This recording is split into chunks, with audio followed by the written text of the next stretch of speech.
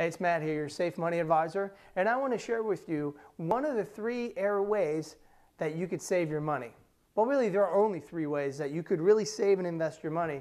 And as you're watching this, I want you to think about what is the best strategy for you and your family to create long-term financial independence.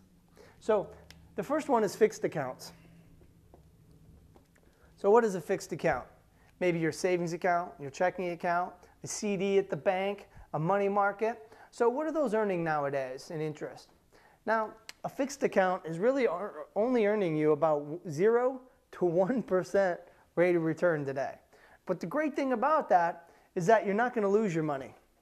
So you know your money is pretty much safe and secure, but you're not keeping up with inflation. And you know one of the biggest things that we teach our customers and our clients is how do you keep up with inflation.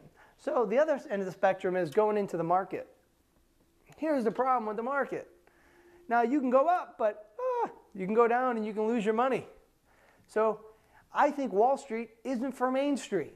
Wall Street is like a wishing well. You throw your pennies in there and you make it, you wish, and you hope it comes true. That's kind of like Wall Street is. So you have risk to your money, but let's say that you could still earn 10%, which actually over the last 10 years, I think you've earned about 2%, but let's just say you could still get 10%. That's good, but you have that risk to your money, which is scary. So what we recommend is what's called an index strategy or an indexed account. It's kind of the best of both worlds. You can't lose money, and we can get you those rates of return of the stock market. So let me explain what an index strategy is. An index strategy that we use mirrors, let's say, the S&P 500. The S&P 500 is a composite of the 500 largest companies in America today.